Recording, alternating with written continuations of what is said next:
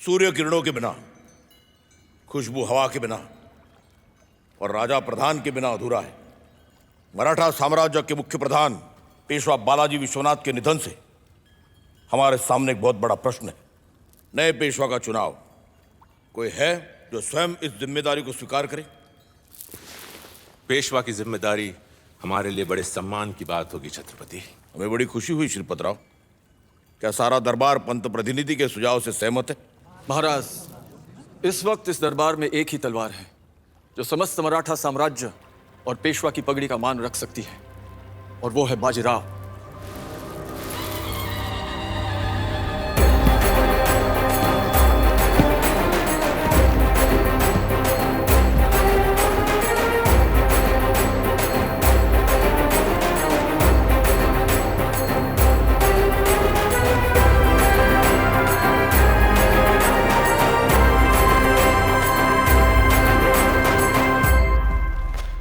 छत्रपति क्षमा करें, पर यह दरबार की हंसी उड़ाने वाली बात है। कैसी हंसी पंत प्रतिनिधि, आप तो अकेले हंस रहे हैं। अपनी योग्यता साबित करने का हक हर एक को होता है। पुत्र अगर पिता की पगड़ी पहन ले तो इसमें पिता की बुद्धि तो नहीं आ जाती।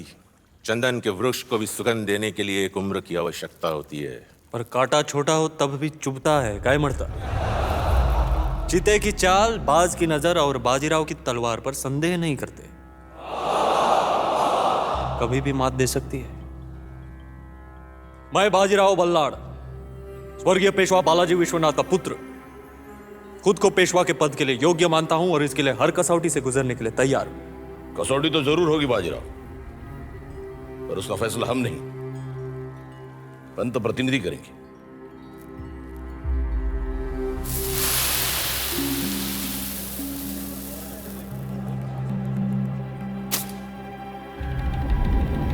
वो मयूरपंख जो इस वक्त मिट्टी के ढेर में खड़ा है, उसे तुम्हें अपनी तलवार से नहीं बल्कि तीर से 2 हिस्सों में तोड़ना होगा बाजीराव। शस्त्र चलाकर तुम्हें शास्त्र की समझ भी देनी होगी। अब देखते हैं चीते की चाल और बाज की नजर।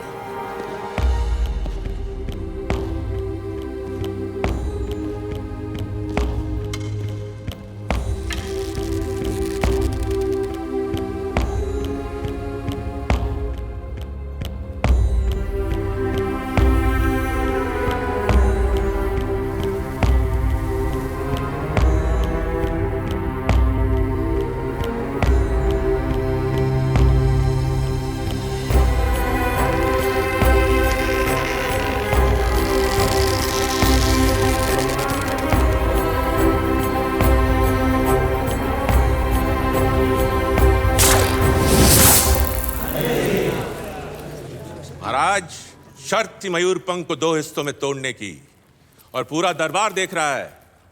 मयूरपंख अब भी वैसा का वैसा है, पर पहले से कुछ छोटा है। मिट्टी छानिए, आधा टुकड़ा वहीं मिलेगा।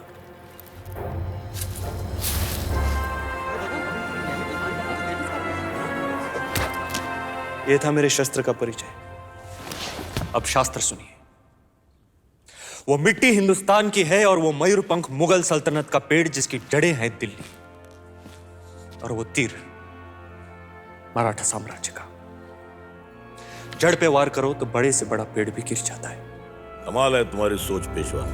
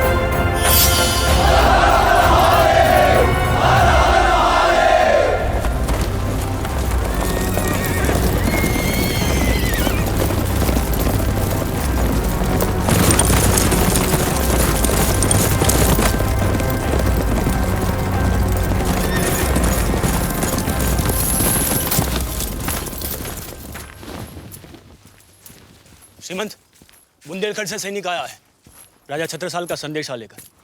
वो आपसे मिलना चाहता है। क्या राजा जी अपनी लड़की रिश्ते में देना चाहते हैं? लिखा है मोहम्मद बंगस की फौज ने उनके किले को घेर के रखा है और वो हमारी सहायता चाहते हैं। तुको जी, हम अपनी लड़ाई लड़े या उनकी मदद करें? हमें सिरोंजा पहुंचना है, उन्हें वापस भेज दो। और वो सैनिक श्रीमंत से मिलने की जिद कर रहा है। तुको जी, निगाह। जी। पंत इस घाटी से जाएंगे तो जल्दी पहुंच जाएंगे। रुको, तुम पेशवा से नहीं मिल सकते। रुको।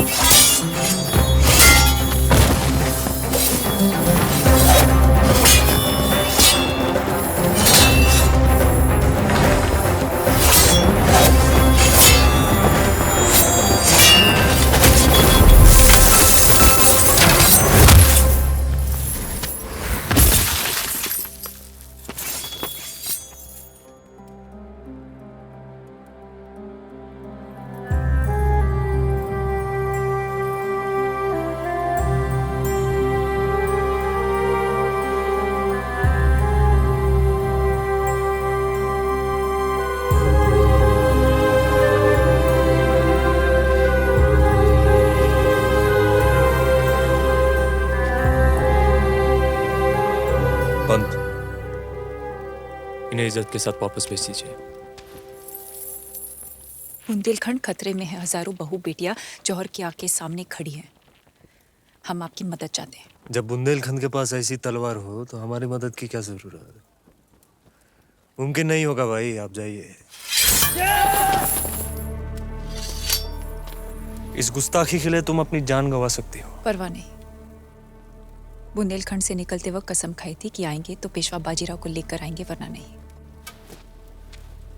खुदा समझकर हाथ फैलाया, पर आप तो इंसान भी ना निकले।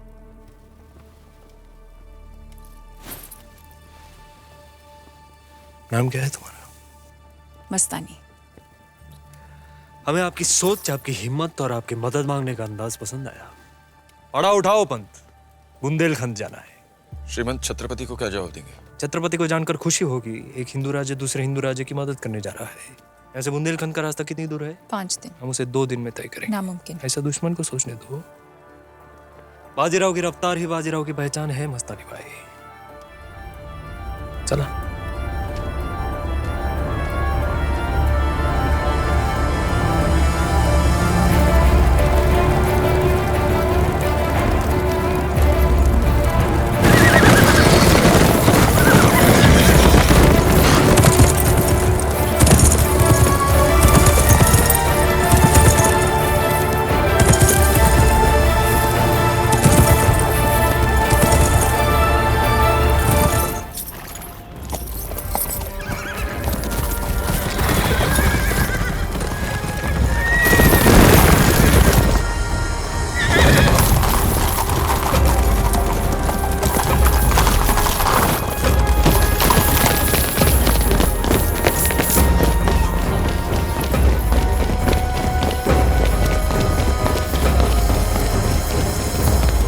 मस्तानी, मराठा फौज आ गई। बुंदेलखंड तुम्हारा एहसान करो। हमारे फर्ज को एहसान मत बनाइए पिताजी।